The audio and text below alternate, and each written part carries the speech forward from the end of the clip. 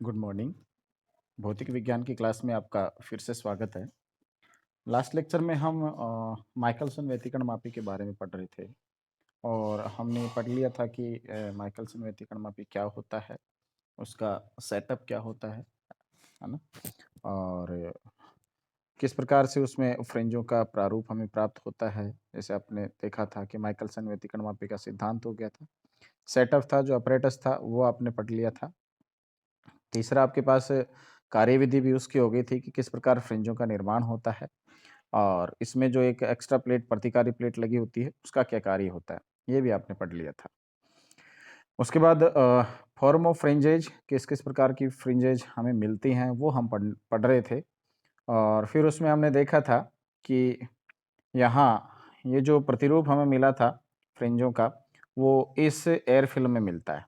यानी M1 और M2 के बीच दर्पण की M2 का जो प्रतिबिंब बनता है यहाँ M1 के नीचे, उसके बीच वाली जो एयर फिल्म होती है, ये वाली एयर फिल्म यहाँ, इस एयर फिल्म में फ्रिंजें बनती हैं। और हमने ये भी कहा था कि ये जो फ्रिंजें ये जो प्रकाश किरणें आ रही हैं, ये M1 और M2 से परावर्तित होकर के और आपको इधर आती हुई प्रतीत होती हैं। ये S1 और S2 प्रकाश स्रोतों से आती हुई प्रतीत होती हैं। ठीक है? अगर M1 और M2 के बीच की डिस्टेंस यानी बेसिकली कहा जाए तो M1 दर्पण ये वाला और M2 दर्पण का जो प्रतिबिंब है M2 डैश, है ना? इनके बीच की डिस्टेंस अगर d है, यानी इनके बीच जो वायु फिल्म बनती है उसकी मोटाई अगर d है, तो उस स्थिति में ज्यामितीय स्थिति से अपने पास S1 डैश और S2 डैश के बीच जो डिस्टेंस होती है वो 2d मिलती है। ठीक है? ये डिस्टेंस मिलती है 2d। ठीक है? ये वाली स्थिति अपन पढ़ चुके थे।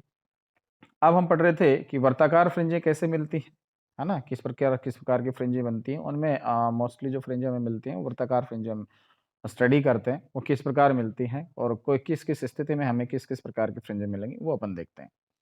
तो वर्ताकार फ्रिंजों के लिए हम ये कहते हैं कि ये जो दर्पण अपने पास थे M1 और M2, ये परस्पर जब लंबवत होते हैं, यानी ये स्थिति जब होती है उनकी कि दर्पण M1 M2 ये वाला रहता है और M1 ये वाला रहता है। ये दोनों एक दूसरे के लंबवत स्थिति में, ये वाली, इस स्थिति में, ठीक है? तो इस स्थिति में जब ये दोनों रहते हैं 90 डिग्री एंगल पर, तो उस स्थिति में अपने पास क्या रहता है, जब M1 और M2 की ये फ्रिंजों वाली स्थिति देखते हैं, तो उसमें ये मिलता है कि M1 दर्पण की तरफ इस M2 का ये प्रतिबिंब बनता है और दोनों के बीच समानांतर एक फ़िल्म बनती है, यानी दोनों पर दर्पण एक दूसरे के क्या रहते हैं, समानांतर रहते हैं, इस स्थिति में, ठीक है? इस स्थिति में क्या होता है कि जब दर्पण M1 M2 परस्पर लंब होते हैं, तो M1 तथा कांच की प्लेट P द्वारा दर्पण M2 के बने प्रतिबिंब M2 डैश के बीच समान मोटाई की काल्पनिक वायु फिल्म ये बनती है। यदि इस वायु फिल्म की मोटाई d है, जो कि यहाँ दे रखी है, d है, तो दर्पण M1 व M2 से परावर्तन के पश्चात T पर, ये जो अपने पास दूरदर्शी रहता है, T पर पहुंचने वाली प्रकाश किरणें स्रोत S के प्रतिबिंब S डैश और S2 डैश से समानांतर आती हुई प्रतीत होती हैं, है ना? समानांतर इधर से आती हुई, ये आती हुई प्रतीत होती है, ये इधर से आती हुई प्रतीत होती है, ठीक है? ये स्थिति अपने पास रहती है। तो इसमें अपन देखें समानांतर आती हुई प्रतीत होती है। तो अब S1 और S2 डेज़ के बीच की दूरी हमने कितनी बताई कि M1 और M2 डेज़ के बीच की जो दूरी है उसकी डबल होगी ज्योमेट्री से, 2D के बराबर होगी। जैसा कि ऊपर दिखाया भी गया। तो अब इस स्थिति में अब ये जो किरणें आपको मिल रही हैं, दोनों किरणें कौन-सी वाली? ये वाली। एक तो ये प्रकाश किरण और ये प्रकाश किरण।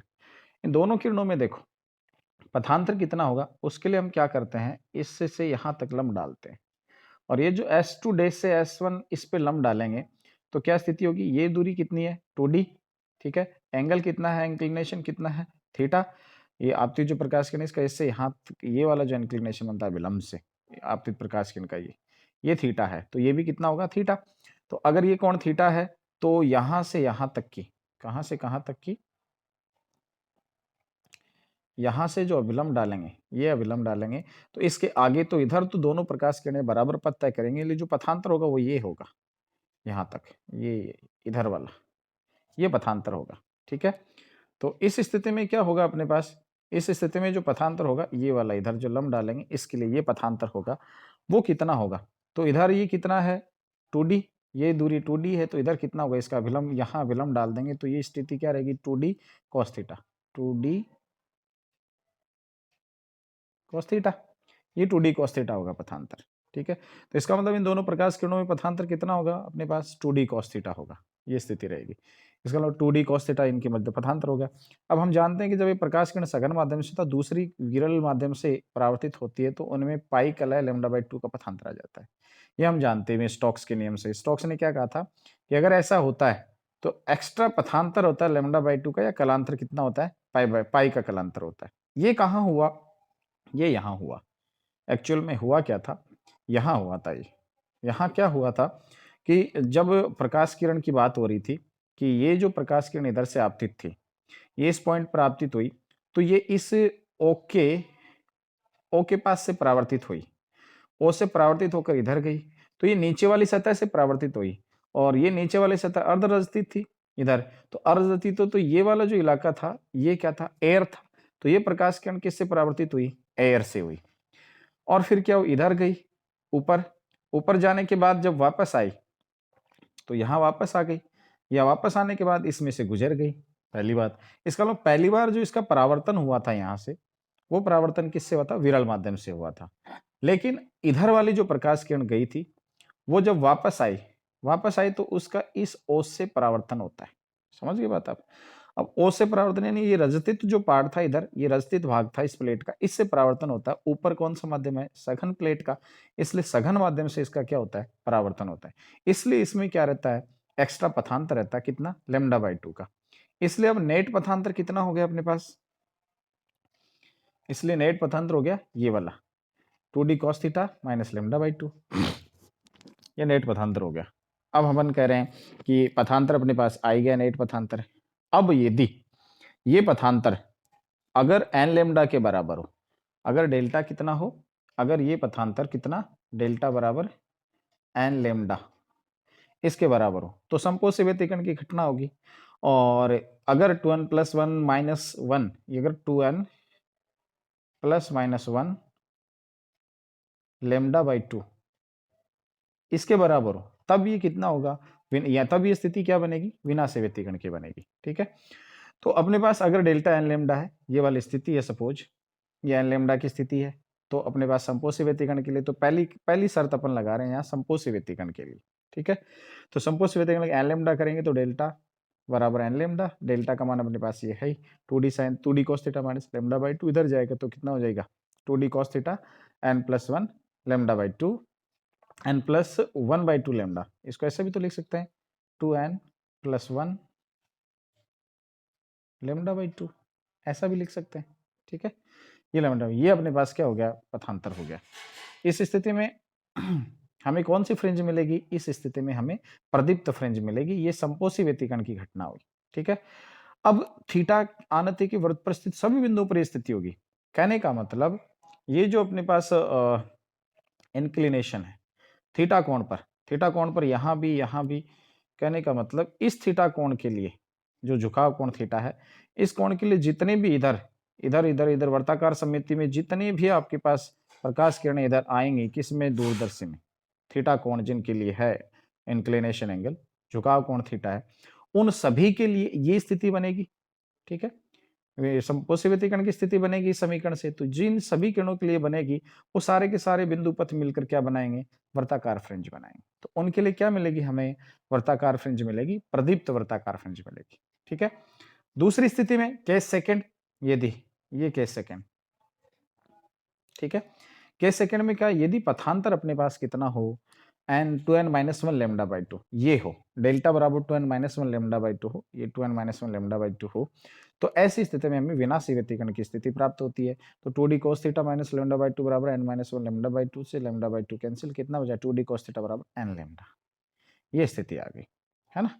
ये अपने पास क्या कहलाती है, ये अपने पास विनाशी व्यतिकरण के लिए शर्त संतुष्ट होती है।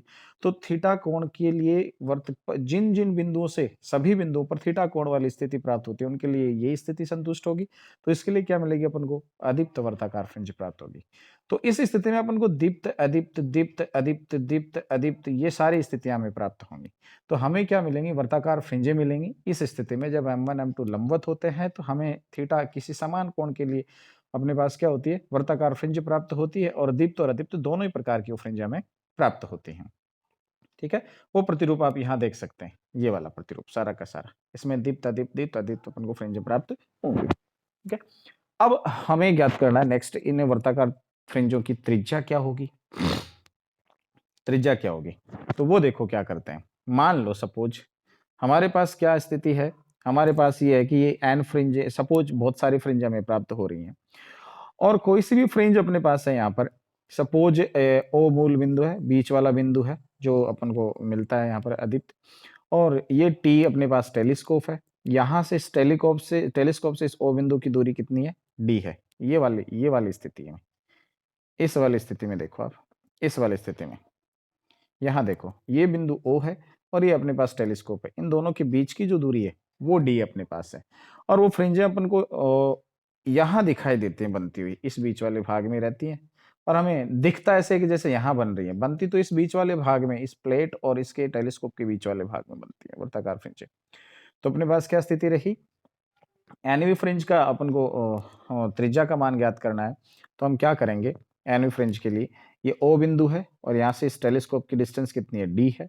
सपोज एनवी अदीप्त फ्रिंज के लिए देखें, प्रदीप्त अदीप्त दोनों देख सकते हैं, लेकिन अगर एनवी अदीप्त फ्रिंज के लिए देखें तो क्या स्थिति रहती है अपने पास? एनवी अदीप्त फ्रिंज की सपोज त्रिज्या कितनी है? आर एन है। और झुकाव कोण कितना रहेगा? अगर टेलीस्कोप से देखें तो कितने डिग्री एंगल पे बन रही है वो? कौन से एंगल के लिए बन रही है? थीटा एन एंगल के लिए बन रही है एनवी अदीप्त फ्रिंज। ये डिस्टेंस डी होगी। तो एन फ्रिंज की त्रिज्या आर है, आर एन है। तो ओटीडी हुई तो टेन थीटा कितना हुआ अपने पास? इसमें टेन थीटा, इस थीटा के लिए लंब बट्टे आधार। ठीक है? टेन थीटा के लिए ये लंब और ये क्या हो गया? आधार। तो लंब बटे आधार आर एन अपॉन डी हो गया। यहाँ से आर एन चाहिए अपन को, तो आर एन आ गया D ten theta. D distance होती है जो मेजर कर लेते हैं अपन यहाँ से, इस पॉइंट से और इस पॉइंट के तक। ठीक है? अब हमने कहा कि ये अदीप्त फ्रिंज बन रही है सपोज एनवी। तो अदीप्त फ्रिंज बन रही है तो अदीप्त फ्रिंज के लिए अभी अपने पास क्या फॉर्मूला आया था? 2d cos थीटा बराबर एन लेमडा। तो 2d cos थीटा एन बराबर एन लेमडा, क्योंकि एनवी फ्रिंज इसलिए थीटा एन ले लिया हमने। cos थीटा एन अपने पास आ गया एन लेमडा अपॉन 2d, ये अपने पास आ गया। ठीक है? यहां से अपन ने cos थीटा एन ज्ञात कर लिया। अब क्या होगा? अब अदीप्त फ्रिंज की त्रिज्या चाहिए हमें, तो त्रिज्या के लिए फॉर्मूला अपने पास ये आ गया टेन थीटा। अब cos थीटा की वैल्यू हमें पता है, तो टेन थीटा क्या होगा? तो cos थीटा के लिए टेन थीटा क्या होगा? टेन थीटा क्या मिलेगा? टेन थीटा के लिए क्या मिलेगा cos थीटा में? Under root one upon cos square theta minus one. ये क्या होगा? One minus cos square theta यानी sine square theta upon cos square theta. कितना हो गया? Sine theta upon cos theta, जो कि किसके बराबर होगा? थीटा के बराबर। इसलिए हम क्या करेंगे? आर एन एनवी फ्रिंज का व्यास, एनवी फ्रिंज की त्रिज्या कितनी होगी? D into under root one upon cos square theta. cos का मान कितना? एन लेमडा अपॉन 2d, तो स्क्वायर कितना होगा? N square lambda square upon 4d square, तो एन स्क्वायर लेमडा स्क्वायर तो नीचे आ गया और 4d स्क्वायर ऊपर गया माइनस वन। ये त्रिज्या होगी किसकी? एनवी, एनवी अदीप्त फ्रिंज की त्रिज्या हो गई ये वाली। समझ गए बात आप? ये एनवी अदीप्त फ्रिंज की त्रिज्या हो गई। ऐसे ही सिमिलर केस में अपन, ये तो अदीप्त फ्रिंज के लिए अपन ने ले लिया क्योंकि अदीप्त फ्रिंज के लिए हमने यहाँ पे संतुष्टि कराया था, cos थीटा का मान ज्ञात किया था। अब क्या होगा? अब हम ये जानते हैं कि ये अगर प्रदीप्त फ्रिंज बन रही है, अगर सपोज आप ये कह दो कि सर हमें तो यहाँ एनवी अदीप्त नहीं एनवी प्रदीप्त फ्रिंज मिल रही है, यहाँ पर प्रदीप्त fringe suppose theta an angle पे मिल रही है, तो प्रदीप्त फ्रिंज के लिए हमारे पास क्या स्थिति रही थी? आप देखो जरा, प्रदीप्त फ्रिंज के लिए ये स्थिति थी अपने पास, प्रदीप्त फ्रिंज के लिए ये स्थिति थी। यहाँ से cos थीटा कितना था? cos थीटा बराबर, यहाँ से cos थीटा मैं नीचे लिख लेता हूँ, यहाँ से cos थीटा मैं कहाँ लिख लेता हूँ? यहीं लिख लेता हूँ। सपोज cos थीटा बराबर कितना था? यहाँ से n plus half lambda upon 2d, ये था। ठीक है? ये था n plus half lambda upon 2d, ये अपने पास था। तो अब प्रदीप्त फ्रिंज के लिए अगर आर एन का मान लिखे तो इस आर एन का मान तो ये है, तो d into tan theta, d into tan theta. अब d इंटू टेन थीटा है तो उसमें अपन क्या करें, यहाँ आर एन चाहिए तो आर एन के लिए tan theta D into tan theta क्या होगा बराबर, वहां से cos थीटा कितना आया under root one upon cos square theta minus one. ठीक है, ये स्थिति आ गई। तो अब cos कितना था अपने पास n plus half lambda upon two D, वो अपन ने यहाँ रख दिया माइनस वन, ये अपने पास और दीप्त वलय की। तो इस प्रकार अपने पास क्या हो गया, अदीप्त वलय की त्रिज्या ये हो गई अदीप्त फ्रिंज की त्रिज्या और प्रदीप्त की त्रिज्या ये हो गई। अब देखो ये n बटा में है यहाँ पर दोनों स्थितियों में, तो n का मान जैसे जैसे बढ़ेगा, n बढ़ेगा तो क्या होगा, फ्रिंज की त्रिज्याएं क्या होंगी, घटेंगी, घटेंगी त्रिज्याएं, सॉरी n बढ़ेगा तो फ्रिंज की त्रिज्याएं क्या होंगी, घटेंगी, और प्रारूप क्या होगा, बड़े से सिकुड़ेगा, आपको ऐसे सिकुड़ता हुआ दिखेगा। अगर फ्रिंजें बढ़ेंगी तो उनकी त्रिज्याएं क्या होंगी, कॉन्ट्रैक्ट होंगी, कम होती हुई आपको दिखेंगी। अगर n का मान जीरो कर दे, सपोज थीटा बराबर जीरो कर दें और आर एन बराबर जीरो, तो केंद्रीय स्पॉट आ जाएगा। तो सेंट्रल जो स्पॉट होगा वो हमें कैसा मिलेगा, उसकी अपन बात करें तो थीटा बराबर जीरो के लिए हमें सेंट्रल स्पॉट चाहिए, तो केंद्रीय फ्रिंज जो होगी आर एन बराबर जीरो त्रिज्या मिलेगा। अगर आर एन जीरो लिखें तो यहाँ से एन कितना हो गया, अनंत। तो ऐसी स्थिति में क्या करें अपन कि ये जो फ्रिंज मिलेगी वो हमें कैसे मिलेगी, अदीप्त फ्रिंज मिलेगी ऐसी स्थिति में। ठीक है, ये स्थिति थी अपने पास वर्ताकार फ्रिंजों की त्रिज्या की। अब दूसरी चीज अपन ये भी देख रहे हैं कि स्थानीय फ्रिंजें कैसे मिलती हैं, उनकी व्याख्या अपन कैसे कर सकते हैं, वो भी अपन देखते हैं। तो अपने पास जो दर्पण था कौन सा M1 और M2 दोनों दर्पण अपने पास थे। इन दोनों दर्पणों की ज्यामिति सॉरी इन दोनों दर्पणों की जो बीच की अपने पास वायु फिल्म बनती थी दर्पण M1 और M2 दर्पण के प्रतिबिंब के बीच की, वो स्थिति थी यहाँ पर देखो, ये यहाँ की अपन बात कर रहे थे कि ये दोनों दर्पण समानांतर दिख रहे थे। समानांतर कब दिख रहे थे, जब ये दोनों दर्पण अपने पास यहाँ पर क्या थे, एक दूसरे के लंबवत वाली स्थिति में थे। अगर इस दर्पण को थोड़ा तिरछा करें या इसको आगे पीछे करें और थोड़ा सा तिरछा करें, ऐसा करें या और कोई मूवमेंट कराएं, थोड़ा सा और तिरछा करें, तो जैसे ही इस दर्पण को थोड़ा सा चेंज करेंगे, इसके लंबवत वाली पोजीशन से थोड़ा सा भी इधर उधर करेंगे, तो इन दोनों के बीच वाली जो फ्रिंज बनेंगे, ये बीच वाला जो वर्ताकार भाग है, कौन सा वर्ताकार भाग, ये जो वर्ताकार भाग है, ये वर्ताकार भाग अलग अलग शेप का होगा। और अलग अलग शेप का कैसा कैसा हो सकता है, वो देखो अपने पास जनरल तीन केस लिए हमने, है ना, इन जनरल तीन केस लिए। कौन कौन सा केस लिया, एक केस तो ये कि जब M1 और M2 क्या हो, इस तरह से थीटा एंगल पर हो, फाई एंगल इनके बीच का कह दिया है कि अगर इस तरह से इंक्लाइंड हो, इस तरह से झुके हुए हो, तब क्या स्थिति होगी। ठीक है, इस तरह से अगर झुके हुए हो M1 और M2 तो वहां थोड़ी सी एक फानाकार सी स्थिति बनेगी, लेकिन यहाँ पॉइंट नहीं है, इसलिए इसका मतलब ये दोनों सिरे टच नहीं है, अलग अलग है। तो थोड़ी फान आकार की अपने पास वायु फिल्म बनेगी, और इस वायु फिल्म के इस वाले भाग में, बीच वाले भाग में, यहां अपने पास क्या होगा, ये जो फानाकार फिल्म यहाँ थोड़ी सी फानाकार बनती हुई दिखेगी, ये दोनों टच नहीं है, लेकिन ये जो बीच वाला भाग है, इस बीच वाले भाग में हमारे पास इस प्रकार की फ्रिंजें प्राप्त होंगी, ये वाले जो दिख रही है इस प्रकार की, ये अति प्रवलयाकार। जिस तरफ ये फान कोण ज्यादा दिख रहा है आपको, ये यहाँ से यहाँ तक, यहाँ से यहाँ तक, ये इस तरफ इनका क्या होगा, झुकाव होगा। तो इसका मतलब अपन कह रहे हैं कि अति प्रवलयाकार फ्रिंजें मिलेंगी, लेकिन इन ये किस तरह से मिलेंगी, जिधर से ये फ्रिंज यहाँ से जिस तरफ से ये मुड़ा हुआ है, यानी दोनों M1 और M2 डेज के बीच का जो वायु फिल्म बनती है, उस वायु फिल्म के बीच भी ये फिल्म बनती है, इस प्रकार से एक दूसरे के समानांतर अति प्रवलयाकार। अगर दूसरी स्थिति में क्या होता है, दूसरी स्थिति में अगर M1 और M2 डेज एक दूसरे को क्रॉस करते हैं, तो क्रॉस करने वाली स्थिति में क्या, यहाँ ये बीच वाला जो भाग होता है, ये बीच वाला भाग, इस बीच वाले भाग में क्या होता है, ये समानांतर एक दूसरे के सरल रेखीय फ्रिंजें प्राप्त होती है हमें। ठीक है, जब एक दूसरे को क्रॉस कर रहे होते हैं उस स्थिति में। तीसरा अपने पास केस क्या रहता है कि अगर ये दर्पण इस तरह से दूसरी दिशा में झुका हुआ है, हालांकि यहाँ टच नहीं है, इसलिए प्योरली एक तरह से फान नहीं बनी है अपने पास वायु फिल्म, तो इस तरफ अपने पास इस बार अति प्रवलयाकार झुकाव वाली फ्रिंजें बनेंगी। ठीक है, इस तरह से इस वायु फिल्म के भीतर फ्रिंजें अपन को प्राप्त होती हैं। तो इस प्रकार अलग अलग झुकाव कोणों के लिए अति प्रवलयाकार, सरल और वर्तीय फ्रिंजें हमें माइकलसन व्यतिकरण मापी में क्या होती हैं, मिलती हैं। ठीक है, इस प्रकार से हम माइकलसन व्यतिकरण मापी का व्याख्या में फ्रिंजों के अलग अलग किस प्रकार की स्थितियां प्राप्त होती हैं उनकी अपन व्याख्या कर सकते हैं, फ्रिंजों की त्रिज्याएं ज्ञात कर सकते हैं, कब संपोषी व्यतिकरण की घटना होगी वो देख सकते हैं, और कब विनाशी व्यतिकरण की घटना होगी वो भी ज्ञात कर सकते हैं। अब इसकी सहायता से हम क्या क्या अपन कर सकते हैं, क्या क्या ज्ञात कर सकते हैं इस एक्सपेरिमेंट की सहायता से, वो हम नेक्स्ट लेक्चर में देखेंगे, जो इसके अनुप्रयोगों में अपन पढ़ेंगे। तब तक के लिए धन्यवाद।